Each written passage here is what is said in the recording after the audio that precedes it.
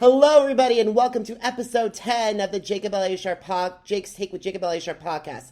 My name is Jacob Elyachar, and I am the chief content producer and writer of the Jake's Take website. I am so honored and thrilled to welcome this Broadway dancer, Big Brother Top 5 semifinalist, and not to mention America's favorite house gifts finalist. Please help me welcome the one and only Tommy Bracco. Hey!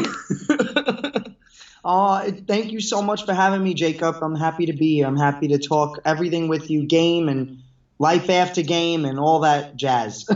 Wonderful. Now, Tommy, before we get started to our conversation, I got to let my audience know. The Jake's Take with Jacob Elyachar podcast is not affiliated with any way possible with Disney on Broadway, Big Brother, Viacom CBS, and Eye on the Wall Productions. Yep. Perfect. All right, so before we get to talk about game, because you're probably one of the more recognizable house guests of your cast, because of your deal with the entertainment industry. So, when did you get interested in performing, and how did that passion evolve into the desire of pursuing a career in the entertainment industry? So I'm from Staten Island, New York, and when I was growing up in Staten Island, it wasn't really cool for boys to dance, honestly. Staten Island is a small mind. It's filled with a lot of people that are just a little more small-minded and a small town mentality than big city people. So growing up was a little bit of a struggle for sure. But I did go to dance school, and I remember being embarrassed about it. I would get made fun of for it. And that's okay. That's the way it goes, and we're getting better and better every single day, and that's how the world works. And Staten Island's amazing. I love it here. But the point is, it wasn't until my senior year of high school that I decided I wanted to be a performer as a career. And it was my teachers. Funny enough, I did go to the movie Fame, the school that the movie Fame is based off of. I went to LaGuardia High School. I was an acting major there, and I was taking dance outside of my acting lessons at school. I went to Starstruck Dance Studio in Staten Island, but I think it was because I was embarrassed that I was dancing or in the arts. I wasn't ready to fully embrace it. So it wasn't until my senior year of high school that my teachers convinced me. They said, yeah, listen, you're taking acting lessons here at school, and then you dance outside of school. So put them together, you could do musical theater. And then I started doing it, and I got bit by the bug once I started. And that's kind of how it happened. That's how it all fell into place. And then I never looked back ever since. Awesome. Now, you must go, like a lot of Broadway performers I know, always go through different cattle calls and auditions. So what is a typical audition process like for those of my listeners who want to get into the musical theater as a professional? Well, each audition is completely different. That's the thing with performing. There's no clear path to success. Every single person is different. Every single person is a different story, a different journey. With me, I spent about 4 years after high school doing non-union work. I did the Beauty and the Beast tour. So I toured around the country doing Beauty and the Beast. It was amazing. I did a bunch of other shows. And then I think when I was 21 years old, I booked Newsies, and that was my first Broadway show. And that audition was insane. There were thousands of boys auditioning for this show. And every single person was so talented. I don't know how they chose. I don't know how they cast it. It was incredible. It was such a difficult decision. I remember being in the final callback for Newsies, and they could have cast the show 3 times over with the amount of talent that they had in that final callback room. Who was on So You Think You Could Dance, who had been on movies, tons of Broadway shows before, and then you had me, this boy from Staten Island, never did a Broadway show, but I was, hungry, eager, and I had the accent, so that really helped me out. I wound up booking Newsies, but I went to so many callbacks, so many. It was a long process for auditioning for that show, months. And then when I booked Pretty Woman on Broadway, that was my second Broadway show that I booked, I had one audition. It was in and out. It was so quick. And I had been to, so many auditions after Newsies, before Pretty Woman, and gotten to the finals for other Broadway shows, and I wound up not getting them. But then Pretty Woman was kind of easy. Not easy, I don't want to say that, but it was a one-day thing. Go in the room, dance, then dance with Jerry Mitchell, the director choreographer, have a private session with him, sing once, go out. 2 hours later, I got the call, I booked it. So every single audition is a different thing. Every show has a different process. There's no black and white way to make it on Broadway necessarily. It's all about who you know, timing, and feeling confident and proud of what you do in that room. Awesome. So as you mentioned, you made your Broadway debut in Newsies, originating the role of Spot Conlon, and you mentioned earlier you had a lot of talent in that cast. Oh my gosh, so much talent. I love those boys so much. They're amazing. And what were some of your favorite parts of the Newsies experience? Some of my favorite parts, I made my Broadway debut, which is a very special thing. That was a dream of mine. And to have that come true was just, there were no words.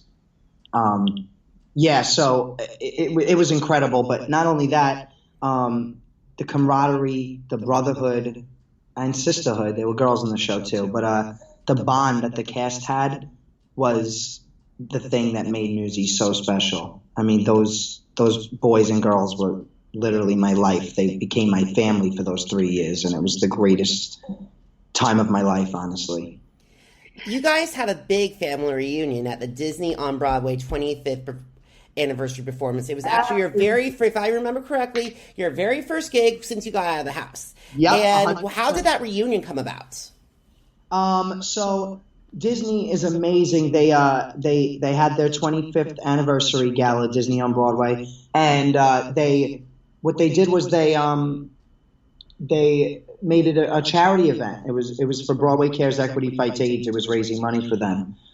So it was something that we were all really excited to be a part of, and any excuse to get back in the room together, we pick up just where we left off, me and those boys. And we were joined by Ashley Park this time around, and she's incredible. She played Catherine when we did King of New York. So it was it was the greatest thing. It was so much fun to be in the room with those guys again. And sorry to interrupt. Also, you were also sharing a stage with some pretty heavy hitters. Whoopi, Gavin Creel, Ashley Brown, Norm Lewis. Can you hear me? Yeah, can you hear me? Can you hear me? Yeah, can you hear me? Yes, I can. You hear me? You left for a second, but you're back now. Awesome. So, sorry about that, guys. Technical difficulties. Anyway, so you were sharing the stage not just with your Newsies cast, but also some very big heavy hitters, such as Whoopi Goldberg, Gavin Creel, Ashley Brown, Norm Lewis. Yeah. Oh my gosh, it was a star-studded night for sure. It was insane. I was honored to be in the show with them. It was amazing. And, the Broadway community is so tight. What we do is so unique and so special that it's funny because people kind of know who each other are just from seeing their names in headlines and knowing, it's such a small community. Who knows who, whatever. We see each other backstage, and you may have never even met these people, but you say hi and then you pick up as you act like you know each other for years. It's very funny in that way. But yeah, it was amazing to be a part of that. So many of those performers, I had grown up seeing them in the shows that they were performing from, and now to be in the show with them was amazing. It was so special. It was definitely a once-in-a-lifetime moment, I believe. Yeah, Sherry Renee Scott, Adam Pascal, these were my idols when I was, first getting into theater and stuff. And holy Toledo, they're even more incredible in person than they are on the recordings that I would hear. It was very, I wish I was to be a fly on the wall in that room. Yeah, it was amazing. It really was. All right, so you mentioned earlier in this conversation Pretty Woman musical, and you originated the voice, not the voice, but the character of Giulio. I'm sorry if it's You're perfect. Giulio. Yeah. So before you got to Broadway, you guys practiced in Chicago for a tryout run. So what was some of the, like, I know that earlier you did a very prestigious for Newsies at the Play Mill Playhouse, I believe? Paper Mill Playhouse, yeah. Yeah, so what's the biggest difference of starting out of town before going to Broadway? The show is constantly changing. So when you're doing an out-of-town tryout, you do the show at night, and then you come in for rehearsal the next morning, and you have a stack of papers on your station with changes that are going into the show that night. You rehearse them all day, you perform them that night, and then you see what works with the audience, what doesn't, and then they make more changes the next day, and it just keeps going on and on like that. So the out-of-town tryout is the hardest part of the whole entire process. You're exhausted, you're just trying to make sure you can do the show correctly. It's a lot of pressure, but it's, I think it's the most fun part of the process also. And also you performed at the Netherlands Theater, if I remember correctly. Yeah, the Nederlander. So, yeah, Newsies was in the Nederlander, and then Pretty Woman went back to the Nederlander Theater. There are over 50 Broadway theaters, I believe, or 45 or something like that. And what are the chances that the two Broadway shows I've been in are at the same theater? That's insane. That's literally insane. Only actors can dream about doing that because I know that Liza Minnelli has a big passion for the Palace Theater.